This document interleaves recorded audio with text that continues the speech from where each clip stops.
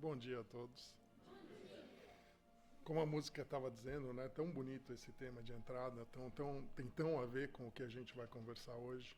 Acho que hoje nós somos aqui o vaso escolhido para receber toda a bênção que é esse livro, né, que foi psicografado por Francisco Cândido Xavier, através do Espírito de Emmanuel. E eu andei vendo essa semana, enquanto fazia o estudo, andei dando uma olhada sobre tudo o que eu achava a respeito de Paulo Estevão. E fiquei tão feliz de ver a bênção que nós espíritas temos de ter a informação da maneira como foi escrito por Emmanuel, né?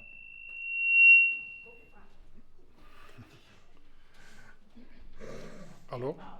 Agora ficou sem microfone? Vocês estão me ouvindo ou não? Então, tá bom? Tá bom, legal.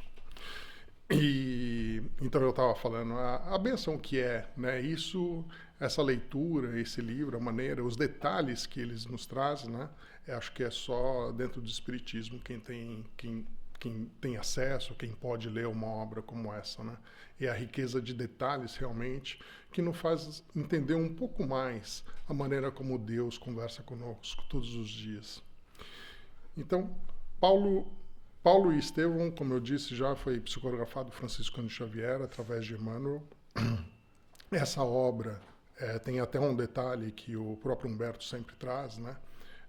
Quando estava sendo feita essa psicografia na Fazenda Modelo, Francisco Cândido Xavier, ele tinha as imagens de uma tela, né? Então não era só Emmanuel ditando o livro, mas ele tinha inclusive sensação de temperatura.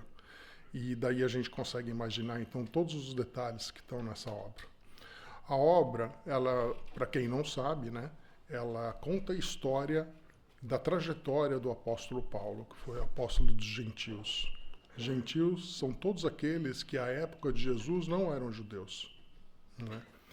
E ele foi, talvez, com certeza, o apóstolo que mais divulgou o cristianismo à época para todos aqueles que não eram judeus, né? A obra dele é importantíssima. Talvez hoje a gente não teria o conhecimento que temos se não fosse o apóstolo Paulo.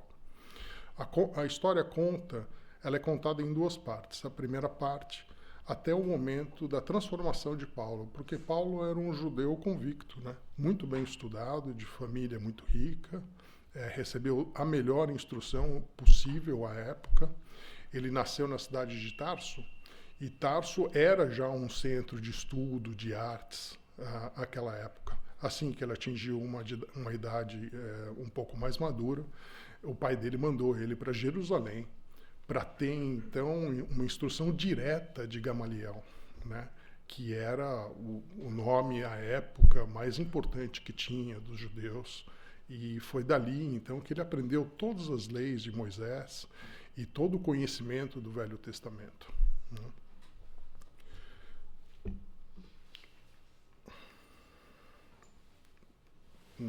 Só um minutinho aqui, não faz mal, mudo aqui, mas também não está indo. O Walter está me ajudando ali. Mais um. Então, Emmanuel nos traz logo no prefácio do livro, né? Ele faz a seguinte pergunta: por que mais um livro sobre Paulo de Tarso? É homenagem ou informações mais detalhadas da sua vida? Ele nos explica, à época, Emmanuel, que o apóstolo não precisa das nossas mesquinhas homenagens, né? Então a intenção dessa obra não é isso. A intenção dessa obra é realmente nos mostrar os detalhes, mostrar o esforço do apóstolo. Não existe nada nessa vida, a gente não consegue conquistar nada se não for através de muito esforço. E também, por outro lado, a lei de cooperação, né? Porque a lei de cooperação é que através das pessoas envolvidas nessa obra que nós vamos ver aqui dentro, quando a gente fala de cooperação, Abigail, onde a gente consegue notar a maneira como Deus está escrevendo, né? Como é que ele se comunica, como ele fala conosco no nosso dia a dia.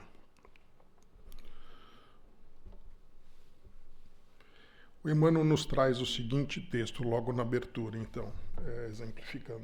Eu vou ler aqui, porque eu achei que o texto, ele ficou, por conta do espaço, ele ficou um pouco apertado. Então eu vou ler do livro, é um pouquinho maior do que está escrito, tá? As igrejas amornecidas da atualidade e os falsos desejos dos crentes nos diversos setores do cristianismo justificam as nossas intenções. Em toda parte, há tendências à ociosidade do espírito e manifestações de menor esforço.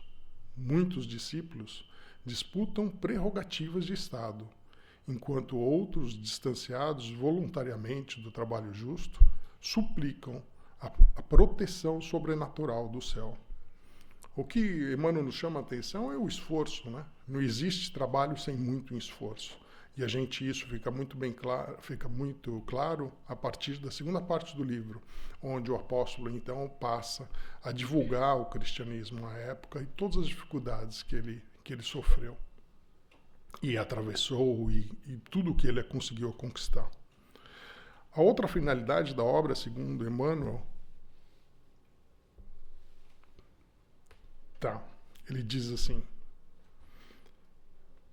sem Estevão, não teríamos Paulo de Tarso. O grande mártir do cristianismo nascente alcançou influência muito mais vasta na experiência paulina do que poderíamos imaginar, tão só pelos textos conhecidos nos estudos terrestres. A vida de ambos está entrelaçada com misteriosa beleza. A contribuição de Estevão e de outras personagens dessa história real vem confirmar a necessidade e a universalidade da lei de cooperação. Esse texto é muito bonito, eu até grifei essas duas passagens, né? A vida de ambos está entrelaçada com misteriosa beleza. Porque, como diz o começo aqui, sem Estevão, talvez Paulo não existisse. E as outras pessoas dessas histórias que também estão envolvidas aqui, né? Abigail, a gente vai ver ao decorrer, Gamaliel, Ananias, está todo mundo junto para tudo o que aconteceu. Então a gente precisa sempre pensar, né, na nossa vida, por exemplo, trazendo um pouco uma conexão com a nossa vida, né? As dificuldades, os medos, as conquistas que a gente passa no dia a dia, os risos, tudo aquilo que a gente passa aqui na Terra, a gente vai estabelecendo durante a nossa curta estada. E as relações humanas que nos cruzam a vida também, talvez a gente deva dar um pouco mais de atenção a elas. Porque é assim que Deus escreve, é assim que Ele fala conosco no dia a dia. É através das relações, aquelas pessoas que nos cruzam os caminhos, né?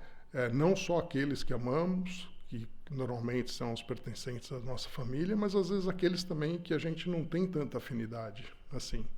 Isso aqui nessa história, a gente vai ver ao longo dela quantas pessoas que Paulo, à época, não amava e que contribuíram de maneira tão forte e tão pesada para a sua evolução e para que tudo tivesse o desenrolar que teve. Às vezes, ao pensar nisso tudo, né, a gente sempre tem costuma dizer, nossa, mas Deus escreve de maneira torta, às vezes, né, demora um pouco para a gente entender.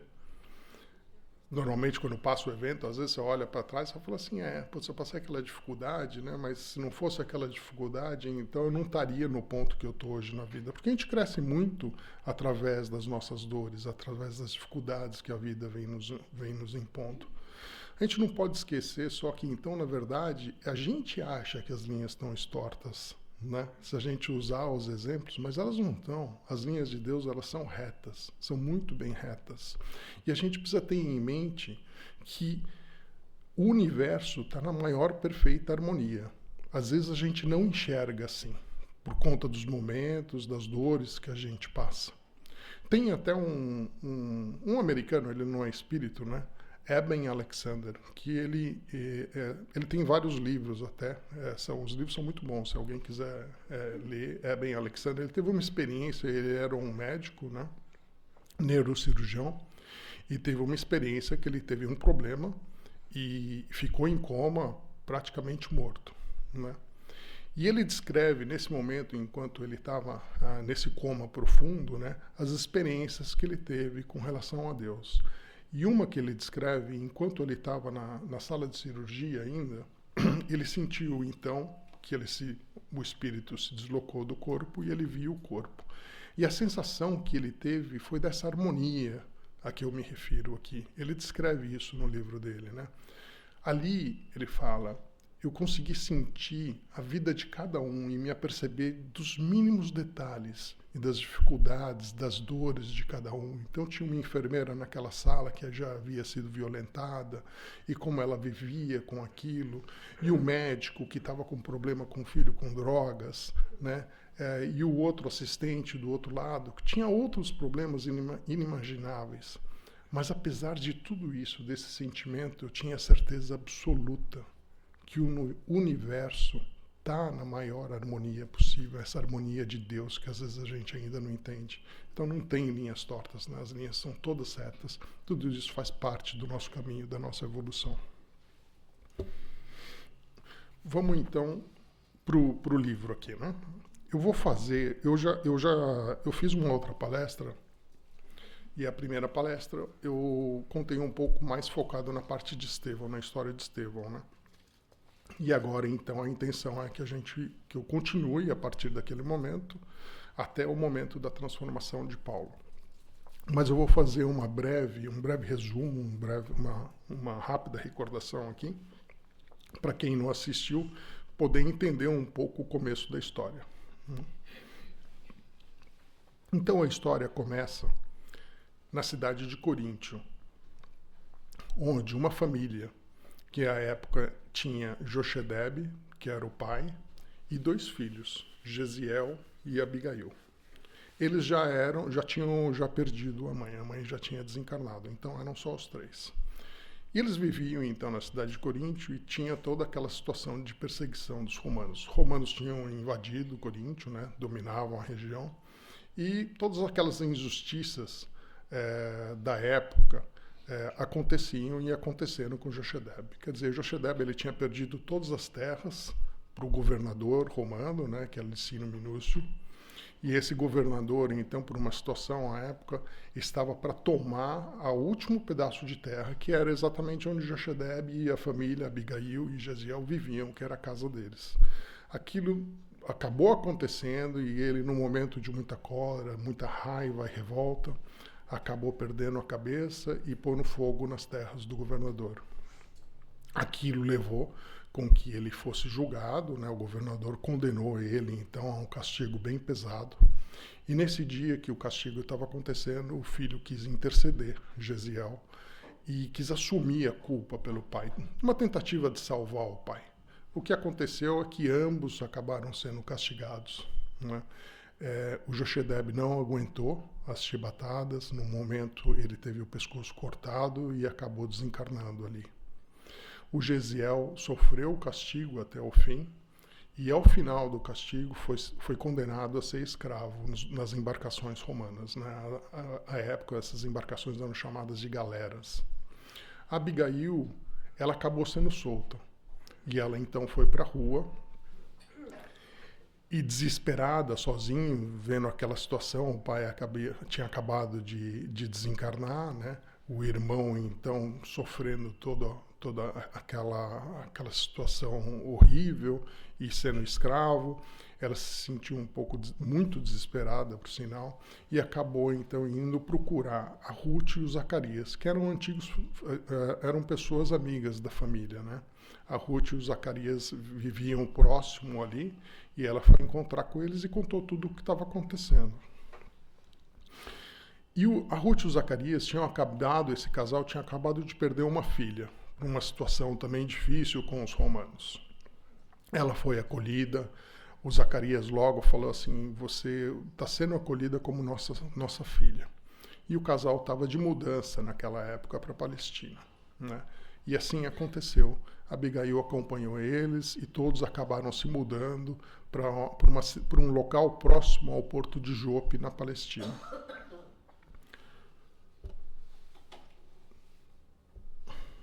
Gesiel, como eu disse, ele foi condenado a ser escravo e então foi trabalhar nas galeras romanas. Só que assim que começou o trabalho dele, Gesiel é uma pessoa muito especial, né? Um espírito de muita luz. E ele logo se destacou. Tem uma passagem do livro, inclusive, que Gesiel se refere, conversando com o amigo reclamando, ninguém dura nessas embarcações mais de 3 meses, todo mundo morre, isso daqui é o fim do mundo, né? Ele colocou, escuta, irmão, todo o trabalho é de Deus. Se nós estamos aqui, nós vamos fazer ele com amor e com carinho e tudo vai dar certo. Essa era a atitude de Gesiel. Gesiel tinha essa atitude tão nobre que logo o feitor da embarcação se apercebeu disso e viu que ele era uma pessoa especial.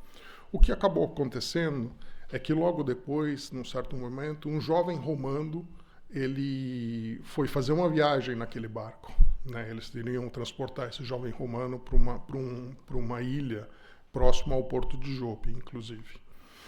E esse jovem romano, ao entrar ali na embarcação, logo 2, 3 dias, ficou muito doente, né? À época, as viroses, você imagina como é que era, todo mundo ficava apavorado, ninguém queria cuidar do romano. Então o capitão do barco chegou para o feitor e disse, escuta, você tem algum escravo aí que a gente pode mandar cuidar ali do jovem romano, né? E claro, pela condição que eu já descrevi, quem foi escolhido foi Gesiel. Então Gesiel passou aí cuidar daquele romano. Cuidou e cuidou tanto bem, com tanto amor e carinho, que o romano sobreviveu, ele não morreu. E logo que ele se curou, né, Gesiel começou a apresentar os sintomas daquela virose, daquela peste.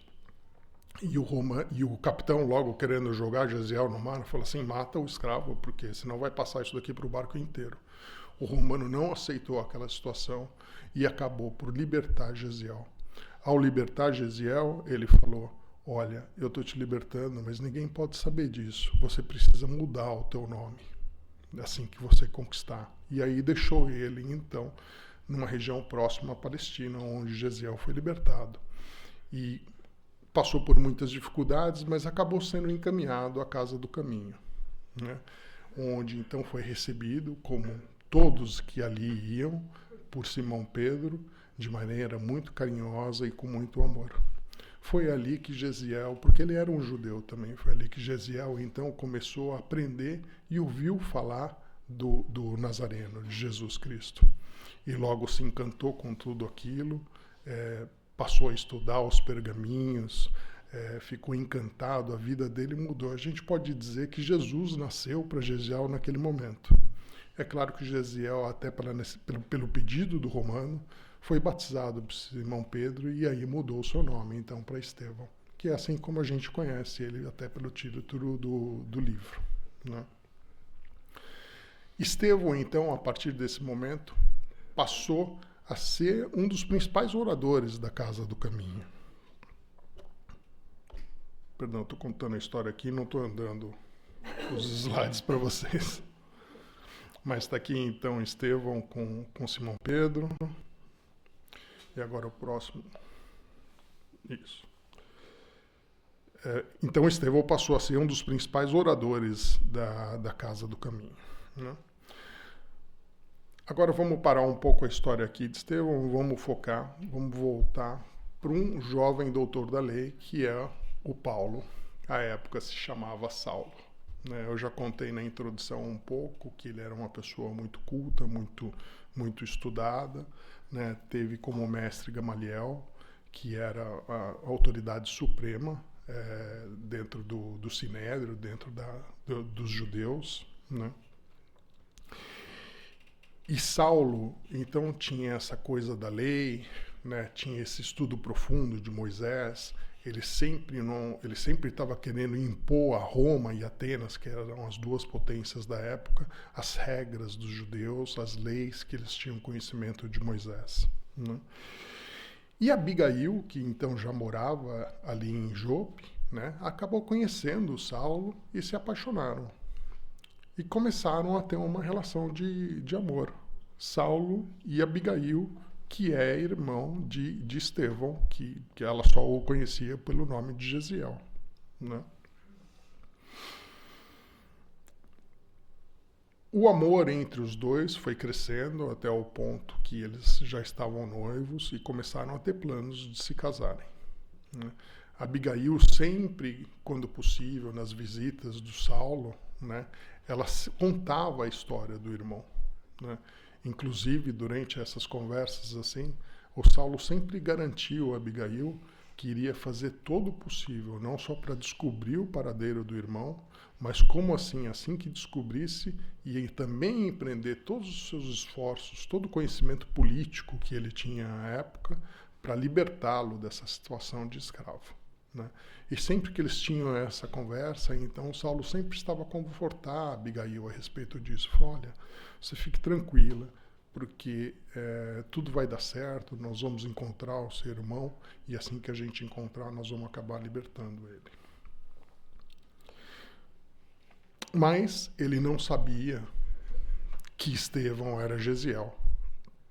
E à época, no Sinédrio, os judeus eles não aceitavam a Igreja do Caminho, e muito menos o que aquelas pessoas ali falavam.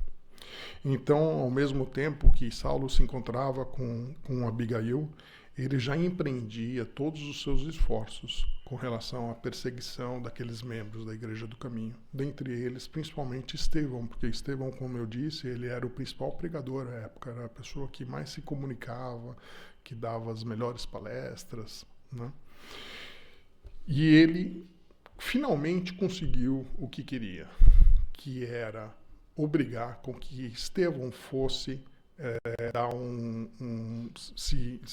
um depoimento, na verdade, né, onde eles estavam acusando Estevão no Sinédrio. O Sinédrio, na época, ele era como se fosse, ele juntava, né, o poder político, então era como se tivesse era uma casa política, onde tudo ali era decidido, e era também a religião, né? Então era misturado religião com política naquela época, né? E o Sinédrio tinha uma característica que hoje ainda a gente pode notar na nossa vida, né?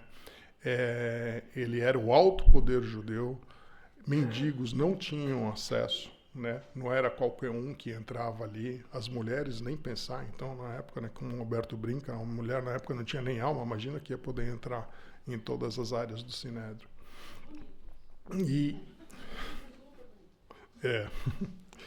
Então eu costumo sempre me referenciar que naquele dia do julgamento de Estevão, o circo estava armado, né?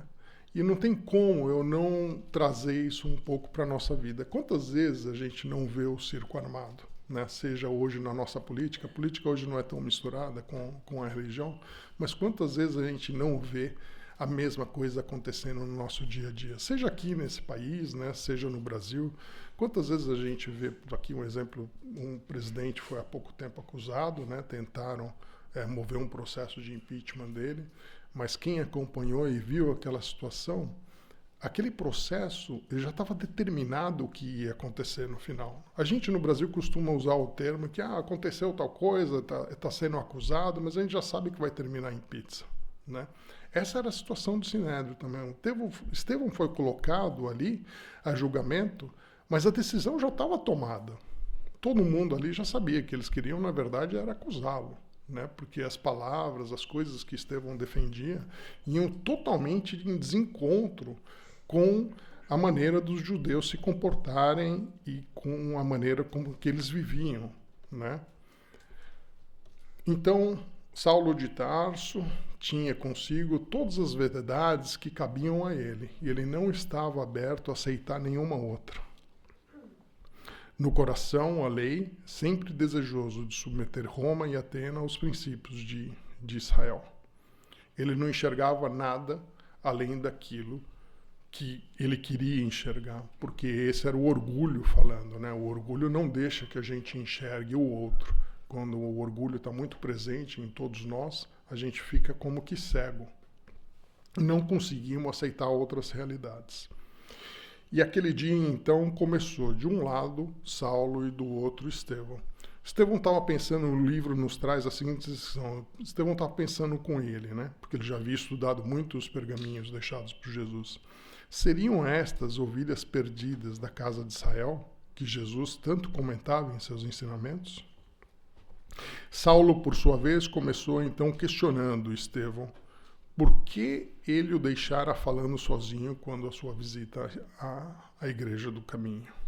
Era o orgulho ferido de Saulo, né? Ele já estava extremamente incomodado porque há pouco tempo antes ele foi visitar a Igreja do Caminho, Estevão estava palestrando e ele quis de toda maneira entrar em confronto com ele e não foi possível, porque Estevão falou, o mestre me ensinou que eu não devo entrar em conflito com ninguém, e acabou se retirando. E aquilo só deixou, então, Saulo mais irritado. E aí aconteceu um diálogo que no livro é descrito assim. Saulo falando: és acusado de blasfemo, caluniador e feiticeiro. Blasfemo quando atribuis ao Nazareno como Salvador.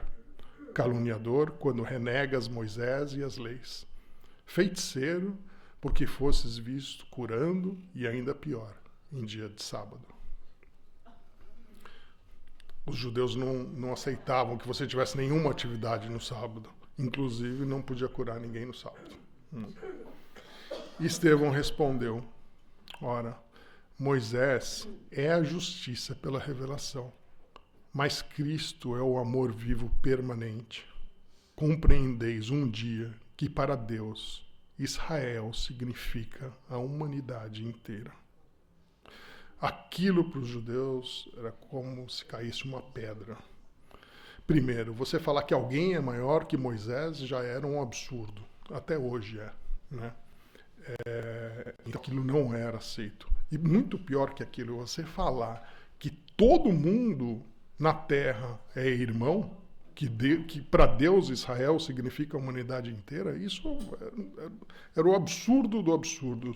Os judeus não aceitavam nenhum outro povo que não fosse judeus. Eles tinham aversão à época aos bárbaros, né? Eles não aceitavam uma condição onde eles teriam que conviver com esses outros povos, né? Então, o que acabou acontecendo ali é que a cólera foi tomando conta do ambiente, né? Além disso, eu só acabei de dizer, essas colocações de Estevão e o que estava acontecendo, ela também quebrava um pouco a regra vigente, a maneira como as pessoas estavam vivendo, né?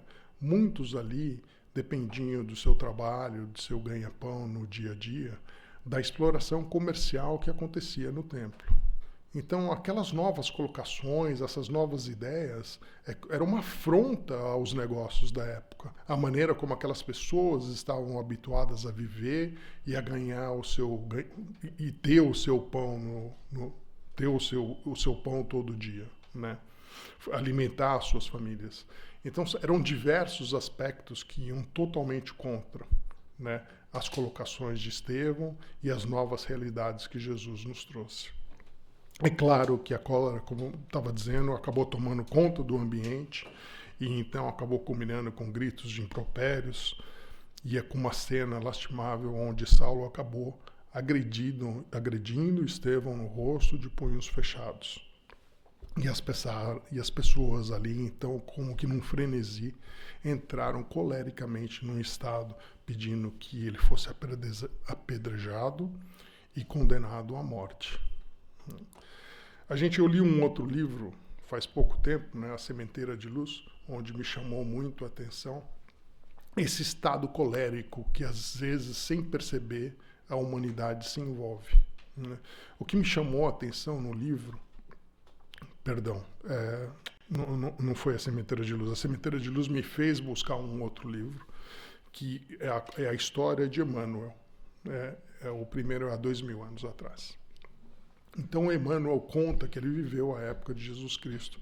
E, para mim, eu não sabia disso. Ficou claro quando, da condenação de Jesus, quem condenou Jesus não foram os judeus, não foram os romanos. Quem condenou Jesus fomos nós, foi o povo. Eu digo nós porque provavelmente a gente estava lá, eu não acho que eu era imperador, nem senador, nem nada, eu fazia parte do povo. Então por isso que eu digo, fomos nós que condenamos. E foi exatamente nesse frenesi desenfreado, essa coisa louca que ninguém entende direito, onde não tem lei, não tem nada, que a gente acaba cometendo os maiores erros talvez da humanidade, né? Isso a gente tem que refletir um pouco e entender por que às vezes a gente entra nesse estado colérico. A gente sabe hoje aqui estudando o que nos leva a esse estado de cólera, né? É a falta do nosso conhecimento, é a falta da gente prestar atenção às nossas dificuldades, às nossas vicissitudes, é a gente acabar não tentando combater o nosso ego, a nossa vaidade, né? Mas esse estado colérico, à época, era bastante comum, né? E é claro, então, que todos estavam pedindo a condenação de Estevão, mas Gamaliel, lembra? Aquele que estava acima de Saulo no Sinédrio, né? Era a entidade superior, o cargo mais alto que tinha. Ele mais não é disciplinado, mais assim, com mais idade, com mais sabedoria, falou assim, não, vamos esperar um pouco, nós não vamos condenar ninguém imediatamente, né? Deixa as coisas esfriarem um pouco, vamos ver o que vai acontecer, vamos prender Estevão aqui, vamos ver o que vai acontecer, né? E mais para frente nós tomamos uma decisão. No dia seguinte, Simão Pedro teve muita coragem e convidou Gamaliel para ir visitar a Igreja do Caminho. E lá já aconteceu uma coisa surpreendente. Gamaliel, ao adentrar ali na igreja, acabou dando de cara com um grande conhecido, já velho. E essa pessoa estava ali sendo cuidado por eles, né? Gamaliel não entendeu nada e falou assim, mas o que aconteceu com você? E ele lhe explicou, ora, a minha família acabou por me abandonar. A minha idade já era um pouco avançada, os filhos tinham interesse na minha herança, né? E eu acabei sendo abandonado na rua. E se não fosse por essas pessoas, por esse amor, esse carinho que essa casa tem, eu hoje seria um mendigo na rua. Aquilo tocou muito Gamaliel, porque era um amigo de muitas posses, que ocupava uma posição muito importante, e ele então começou a abrir o coração para aquela situação e se apercebendo que aquelas pessoas ali da Casa do Caminho, eles tinham também boas intenções, que era necessário ter um pouco mais de atenção com aquilo, tudo que estava acontecendo. Por mais que estivesse afrontando as leis de Israel, era necessário dar um pouco mais de atenção àquilo. Ele saiu tão tocado que acabou levando consigo os pergaminhos, né, com os apontamentos de Mateus a respeito da vida de Jesus. E foi embora, então, refletindo a respeito disso tudo. No dia, logo depois, Paulo, por outro lado, não abandonou as suas ideias de perseguição. Ele trabalhava em todas as frentes possíveis para perseguir os frequentadores do caminho. Era a sua vaidade ferida, o orgulho racial e o instinto de domínio que lhe motivavam e incendiavam dentro dele a cólera e a esperança e a vingança. Pediu apoio aos romanos e costurou tudo que era possível politicamente e, por fim, acabou então também conseguindo prender Simão, Pedro, João e Filipe. Então agora já eram 4 presos, Estevão e os outros 3 também amigos da igreja. Né? Mas Saulo teve que enfrentar Gamaliel. E logo ali aconteceu um confronto. O Gamaliel já estava comovido, não aceitava aquela situação, fez tudo o que era possível para libertar todos, mas acabou se vendo numa posição onde ele teve que negociar com Saulo e acabou aceitando, então, por conta da liberdade de Simão, Pedro, João e Filipe, ele aceitou a condenação de Estevão. E então Saulo também conseguiu parte do que ele queria. Ele queria a morte para todos, né? Mas acabou naquele dia, então, sendo resolvido que somente Estevão iria ser condenado através do apedrejamento. Saulo, como todas as noites, ia visitar Abigail. E naquela noite não foi diferente, a não ser pelo fato que ele se sentou à mesa e, enraivecido, acabou tentando ter essa conversa com os 3, né, convencendo todos ali, na tentativa de convencer dos seus motivos e das suas razões, que aquele homem trazia em provérbios mentiras, né, e que aquilo não era possível ser tolerado, e que ele estava muito satisfeito então com a condenação e não aguentava ver a hora em que tudo se consumasse. Depois dessa conversa, como de costume, Saulo foi dar aquela passeada com Abigail. Ele ia sempre passear ali no parque, dar uma namoradinha. E aí, quando foram passear, esqueceram um pouco o assunto. E Saulo, então, começou a realmente fazer planos mais fortes com relação ao seu noivado. E naquela noite eles combinaram o seguinte, que Abigail ali, ela iria, dentre algumas semanas, iria visitar a família de Saulo. Né? Ela ia conhecer a irmã de Saulo. E que ela iria então conhecê-la, e logo depois, então, após essa visita, a própria irmã levaria ela a Jerusalém para o dia que ele iria se consagrar, né, que ele era assim o entendimento dele, que era o dia do apedrejamento de Estevão. Abigail, muito a contragosto, não gostou daquela situação, mas era um pedido do noivo, né? Ela falou assim, mas eu preciso realmente estar no dia lá que ele vai ser condenado à morte, né? Que situação horrível, isso me lembra tanto já o martírio que o meu pai passou, o meu irmão, ela não sabia, né, que Estevão era o irmão dela. E ele falou assim, não, você precisa ir porque é o dia da minha maior honra, imagina, a glória desse dia para mim, eu acabei conseguindo essa grande vitória de condenar essa pessoa que vai contra as leis de Moisés, né? E ela, muito a contragosto, então, acabou aceitando essa situação. E foi assim que aconteceu. Chegou o dia, ela foi conhecer as pessoas da família de Saulo e logo depois foi encontrar com ele em Jerusalém.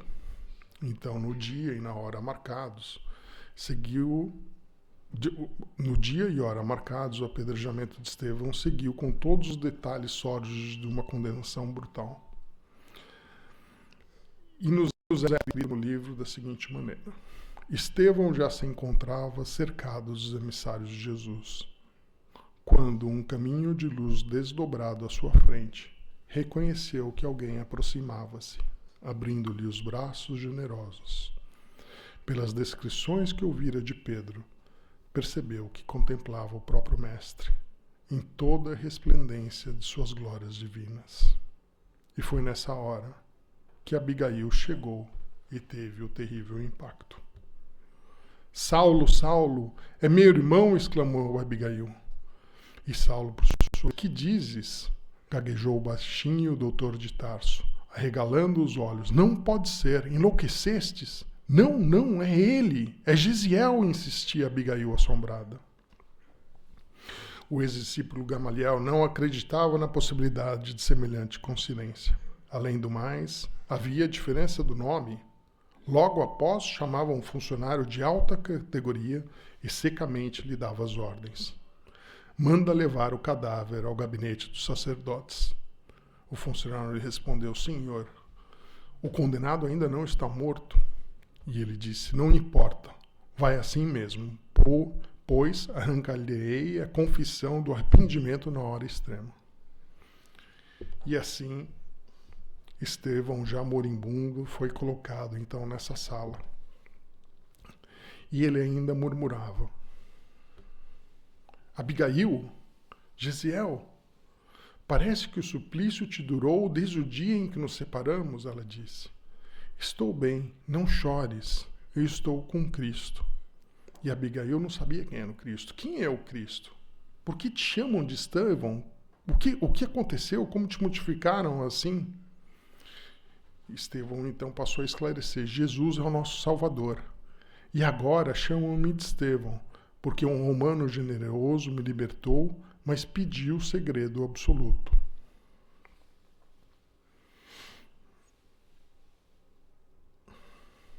Ela abraçava o irmão, mas desfeitas em lágrimas abundantes.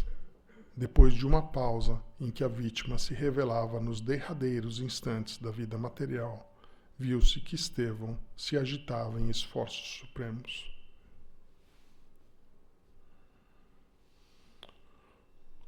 E aí o Estevão, nas suas últimas palavras, ainda disse assim, com quem te deixarei? E ela apontou para o noivo: este é meu noivo, apontando para o moço de Tarso, que parecia petrificado. O moribundo contemplou-o sem ódio e acentuou: Cristo os abençoe. Não tenho no teu noivo um inimigo, tenho um irmão. Saulo deve ser bom e generoso. Defendeu Moisés até o fim. Quando conhecer a Jesus, servi-lo-á com o mesmo fervor. Sê para ele a companheira amorosa e fiel. E essas foram as últimas palavras de Estevão. Estevão, na última palestra, eu fiz questão de só falar dele exatamente para nos iluminar um pouco com as suas atitudes, com os exemplos que ele nos deixou. Né? Esse daqui, talvez em vida, né? Durante essa encarnação aqui, foi um dos últimos, mas é até difícil de compreender esse nível de perdão. Na verdade, para Estevão, né, a palavra perdão está errado, porque ele nunca odiou para ter que perdoar. Né? Isso é uma coisa que me emociona toda vez que eu paro para pensar. Né? Ao perceber a morte do irmão, Abigail olhou para o Saulo, no intuito de receber do noivo, né, um pouco de força, um pouco de atenção sobre uma situação tão difícil, mas ela ouviu do noivo em voz seca e austera que tudo havia terminado entre eles. Abigail, desconcertada, disse que o sofrimento não poderia afastar o amor sincero, mas o orgulhoso doutor argumentou que jamais poderia desposar a irmã de um inimigo. E assim, então, eles se separaram. Abigail foi para casa, muito triste, é claro, né, com um sofrimento tão forte e pesado, talvez como já havia passado na situação de seu pai. Mas Saulo, não, ainda não. Ele se encontrava no auge do fanatismo cruel dele. Muito pelo contrário, ele só tinha aumentado as perseguições a todos os discípulos e simpatizantes da Igreja do Caminho. E ele continuou essa perseguição por 8 meses, até que não aguentou. Chegou um momento que ele não conseguia esquecer da Abigail, porque ele amava muito a Abigail, né? Então, com fortes sentimentos de amor e saudade, ele resolveu rever a Abigail, com o intuito de reconquistar o seu afeto e deles reorganizarem os projetos que haviam interrompido. E foi visitá-la, então, depois de 8 meses passados. Né? Chegando lá na casa de Zacarias, começou a conversar com Zacarias e foi tomando parte de tudo o que havia acontecido. Disse que a Abigail, depois daquela tarde onde Estevão foi apedrejado, chegou em casa muito doente já e muito triste. Né? E a tristeza acompanhou ela durante muitos meses. Só foi aliviada num certo momento quando um velho senhor passou a visitá-la todas as noites. Esse senhor, o nome dele era Ananias. Esse senhor trazia palavras de confronto para ela. A doença dela não sumiu, mas a partir daquelas visitas do Ananias, então, Abigail nunca mais foi vista chorando. Ela passou a ter novos entendimentos. Esse senhor Ananias, na verdade, ele vinha e conversava com ela todas as noites, contando a história de Jesus.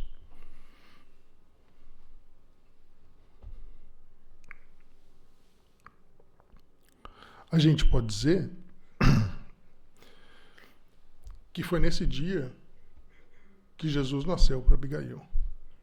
Eu não sei se eu cheguei a citar no outro também, no dia que Jesus nasceu para Gesiel, quando ele estava junto de Pedro e passou a conhecer a história do Mestre.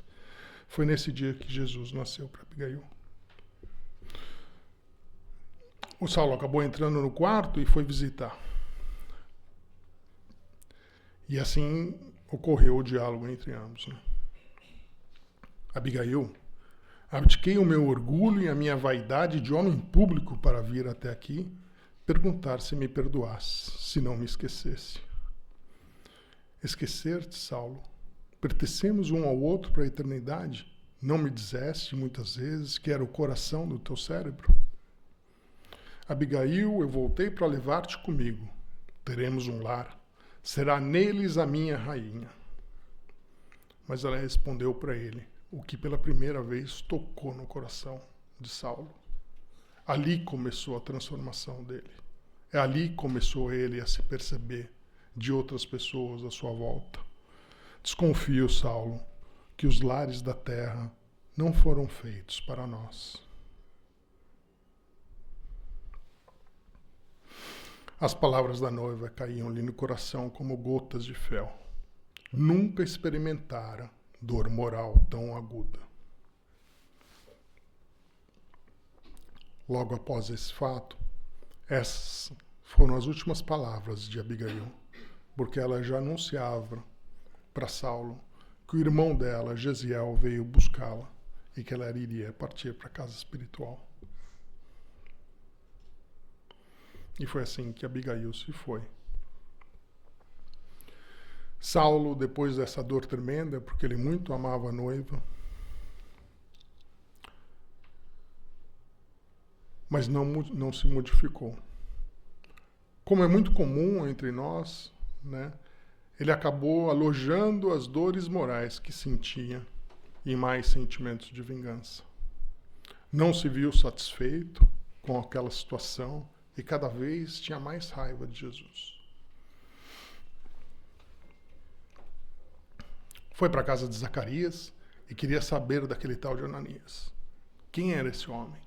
O que ele conversou com a minha noiva? O que ele fez para ela? E foi lá e Zacarias explicou para ele que não fez nada de mal, muito pelo contrário, que ele acalentava ela, que a partir daquele momento ela nunca mais foi vista chorando, apesar de que o decurso da sua doença não havia se modificado. Mas não adiantou nada. O Saulo, ainda com aquele sentimento de vingança, de ódio e cólera, fez que fez até descobrir onde estava o tal do Ananias. Através de tortura, né, de outras pessoas, acabou torturando e descobrindo que Ananias se encontrava em Damasco.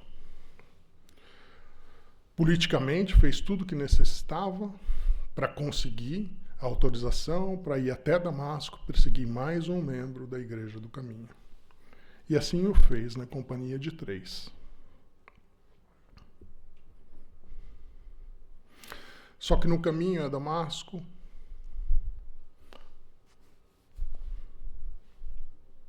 alguma coisa aconteceu. Saulo sente-se envolvido por luzes diferentes da tonalidade solar. Tem a impressão que o ar se separa como uma cortina. E assim nos é descrito. Jacó, Demétrio, socorram-me! A confusão dos sentidos lhe tira o equilíbrio. E Saulo cai nas areias escaldantes do deserto. Vê surgir a figura de um homem de majestática beleza, dando-lhe a impressão de que descia do céu ao seu encontro. Sua túnica era feita de pontos luminosos.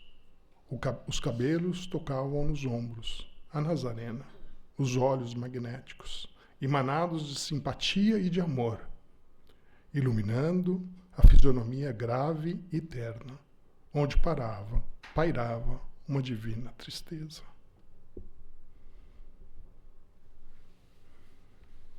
Saulo, Saulo, por que me persegues? Instintivamente, de joelhos, sem poder definir o que se passava, incoercível sentimento de veneração apossou-se inteiramente dele. Quem sois vós, Senhor? Aureolado de uma luz balsâmica e num tom de inconcebível doçura, o Senhor respondeu: Eu sou Jesus. Então, viu-se o orgulhoso e inflexível doutor da lei curvar-se para o solo em pranto convulsivo, experimentando no momento a derrocada de todos os princípios que lhe conformaram o espírito e o nortearam até então na vida. Experimentou a invencível vergonha de seu passado cruel. O mestre aproximou-se e tocou-lhe os ombros. Não recalcitres contra os aguilhões. Logo Saulo compreendeu. O Cristo chamara por todos os meios e de todos os modos. Banhado em pranto, Saulo fez ali mesmo a sua primeira profissão de fé. Senhor, que queres que eu faça? Levanta-te, Saulo, e entra na cidade de Damasco. E foi assim que Saulo não mais viu o mestre querido, mas também não viu mais nada. Ele estava cego. É importante a gente nunca esquecer quando Saulo falou com Jesus, né? Ele não caiu numa situação de amargura, de arrependimento. Ai, meu Deus, tudo que eu fiz, não. Olha quem era Saulo, né? O que queres que eu faça? Foi a resposta que ele deu, né? Assim, não entrou em desespero, em tristeza, nada disso. Sim, eu sei, eu já entendi tudo o que aconteceu. O que eu posso fazer agora pelo Senhor? E a resposta do mestre também, a gente tem que ter muita atenção o que ele respondeu para Saulo. Ele não deu uma receita de bolo, como às vezes a gente gostaria na nossa vida, né? Não, agora você vai aqui, vai rezar 29 Ave Marias, 32 Pai Nosso, vai subir a escadaria de joelho, vai fazer isso, vai fazer aquilo. Não tem nada disso. Ele falou, adentre em Damasco. O que é adentrar em Damasco? Siga a tua vida. Deus fala com a gente, como eu falei no começo, através da vida, através das relações, através das dificuldades, das alegrias, dos choros, das emoções. É assim que Deus conversa conosco no nosso dia a dia.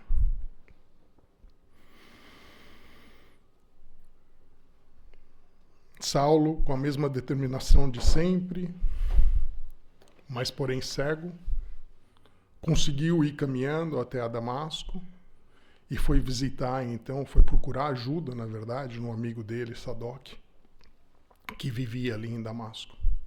E logo teve a sua primeira decepção. Porque o Sadoc viu o Saulo naquela condição, né, quase de mendigo já agora, né, cego, e mandou, então, o funcionário falou que ele não podia atendê-lo, que ele estava ocupado. Uma desculpa que às vezes a gente dá, eu já vi muitas vezes essa desculpa no nosso ambiente, né? Ela fala assim, não, depois eu te ligo, né? Ou fala que eu estou ocupado, não atende um telefone para uma pessoa que às vezes você não tem muita vontade de conversar. E essa foi a primeira decepção de Saulo depois da transformação. Foi nessa hora que ele percebeu, né, na negação dos amigos, que quanta coisa ele havia praticado, né, o quanto ele agora precisava mudar, como o caminho dele tomou totalmente outro rumo. E foi por recomendação, então, se instalar na estalagem de Judas, que lhe foi recomendado. E ali, nessa hospedagem, Saulo ficou por ali por 3 longos dias. Ele acabou dispensando o último funcionário que estava com ele, que era Jacó, né? E ele ali ficou 3 longos dias, onde refletiu muito, é óbvio, né? Cego por 3 dias, ele se lembrava das palavras de Estevão no momento da sua morte. Cristo os abençoe e não tem no teu noivo um inimigo, tem um irmão. Saulo deve ser bom e generoso, defendeu Moisés até o fim. Quando conhecer a Jesus, servi-lo-á com o mesmo fervor. E assim ele ficou, então, meditando por esses 3 dias em tudo que a vida havia lhe apresentado. A vida, as dores, a perda da amada Abigail, as lembranças de Estevão, a generosidade humilde e a sua compaixão.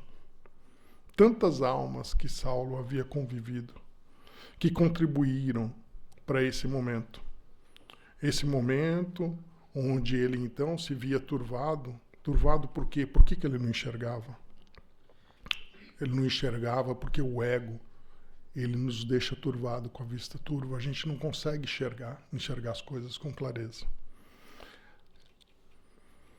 Quando o nosso ego nos domina, fica difícil enxergar, principalmente aqueles que estão do nosso lado. E ao fim do 3º dia, apareceu um velhinho. Saulo, surpreso perguntou: quem sois? E o velhinho respondeu: irmão Saulo, o Senhor que te apareceu no caminho enviou-me a esta casa para que tornes a ver e recebas a iluminação do Espírito Santo. E ele ainda assustado: mas qual é o seu nome? E aí então veio a resposta: Ananias. E foi nesse momento, com Ananias, que Saulo sentiu as escamas caindo da sua pálpebra. Provavelmente, penso eu, escamas do orgulho, da vaidade, daquele instinto de dominação que ele tinha. E aos poucos, Paulo voltou a enxergar, então. Dos seus olhos manaram lágrimas cristalinas. E ali mesmo, sentado agora do lado de Ananias, daquele que ele havia e que motivou a ida dele a Damasco para persegui-lo e conseguir condená-lo à morte, ele, ajoelhado ali, ficou implorando para que ele lhe contasse tudo o que sabia a respeito do Cristo. Foram nesses dias que Jesus nasceu para Saulo.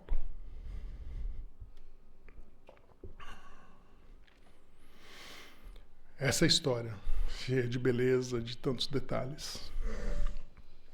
A primeira vez que eu vi essa história, e que eu li, é claro que a história emociona muito, né? Emociona todos nós até hoje, a mim me emociona cada vez que eu leio. Mesmo na época eu fiquei com aquela ideia, né? Ela falou assim: meu Deus, mas se Jesus aparecer assim para mim, não? O que mandar eu estou fazendo, né? Desse jeito, no deserto, com esse amor. Já pensou você sentir a luz, a vibração de Jesus junto de ti? Mas o Emmanuel nos traz de volta para a realidade, né? Emmanuel. E traz aqui, então, essas palavras. Certo é que o inovidável tecelão trazia o seu ministério divino. Mas quem estará no mundo sem um ministério de Deus? Muita gente dirá que desconhece a própria tarefa, que é insciente a tal respeito. Mas nós poderemos responder que, além da ignorância, há desatenção, muito capricho pernicioso. Os mais exigentes advertirão que Paulo recebeu um apelo direto. Mas, na verdade, todos os homens menos rudes têm a sua convocação pessoal ao serviço do Cristo. As formas podem variar, mas a essência ao apelo é sempre a mesma. O convite ao ministério chega, às vezes, de maneira sutil. Inesperadamente, a maioria, porém, resiste ao chamado generoso do Senhor. Emmanuel. Está no prefácio de Paulo Estevão, em 1941. Pois é. Deus aparece para a gente todos os dias. Às vezes a gente não se apercebe, né? A gente presenciou aqui, nessa história tão bonita, o nascimento de Jesus para vários. A gente presenciou primeiro para Estevão, depois para Abigail, depois a gente viu para Saulo também. E eu gostaria que a gente fosse para casa, todo mundo pensando aqui, né? E para nós, Jesus já nasceu? Jesus está nascendo? Porque ele nos chama todo dia, como está no texto aqui de Emmanuel. Cabe a nós, às vezes, estar atento para esse chamado, para as pessoas que estão do nosso lado, e a gente nem se percebe, às vezes, dessa beleza de Deus, porque as pessoas que estão colocadas ao nosso lado e que às vezes a gente não gosta tanto ou ama demais, tudo isso é divino, teve um plano. Como eu falei no começo aqui, o universo está na maior perfeita harmonia. Cabe a nós passarmos a enxergar isso. Portanto, cante, sorria, ame, porque essa é a melhor maneira de enfrentar e guardar para a nossa eternidade tudo aquilo de bom, edificante, que a gente pode colher nessa existência. Porque dessa vida aqui É só isso que a gente leva. A gente não leva retrato, a gente não leva carro, a gente não leva mais nada. Mas as lembranças daquilo que vivemos, todos os momentos, das dores, das dificuldades, do amor que a gente sentiu, isso está conosco para a eternidade. A gente nunca mais vai esquecer. Não precisa tirar foto, porque a gente sabe, através do Espiritismo, de tanta literatura que já lemos, que a gente não esquece de nenhum detalhe. Nós, como os espíritos, temos todos os momentos, todos os segundos gravados conosco. Para acabar, eu só vou colocar um vídeo aqui. E o porquê desse vídeo? Porque esse vídeo, para mim, ele me marcou de uma maneira bonita, muito linda. Esse jeito que Emmanuel se referiu no começo do livro, é a maneira sublime com que Deus fala conosco no dia a dia. E principalmente provando que nós todos somos irmãos. Todos somos filhos de Deus e, consequentemente, a gente é irmão, né? A gente é irmão, principalmente a gente às vezes se esquece. Encarnados e desencarnados. Desencarnando ou aqueles que estão acabando de chegar, quer dizer, que estão na fase de transição. E esse vídeo aqui, eu acho que é uma maneira que nos prova isso, porque é um momento, a gente vai ver, onde a avó está conversando com o netinho, provavelmente recém-nascido, o pai dela está tocando o piano, e estão todos no vídeo, você consegue sentir a emoção e a vibração do amor que atinge todos esses estágios.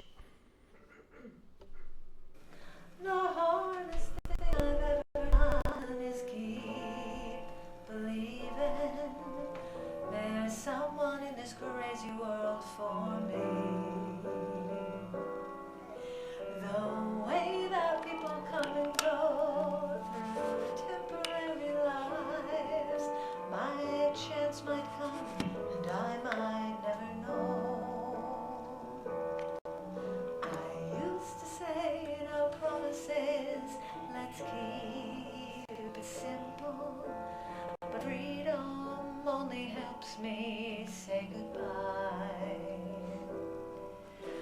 It took a while for me to learn nothing comes for free. The price I paid was high enough for me. And I know I need to be in love. I know I've wasted too much time. I know I ask perfection of a quite imperfect world. I'm fool enough to think that's what I'll find. I know I need to be in love. I know I've wasted too much time. I know I ask perfection of a quite imperfect world.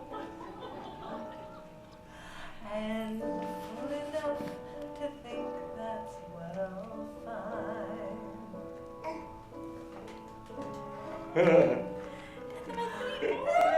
It was so cute. Todd, the whole time that I was singing, he was like, singing with. It was the cutest thing in the world. Na música, né? O que essa música, na verdade, o refrão da música, o que ela sempre está falando, é que a gente está nessa vida e precisa saber amar, né? É muito bonito.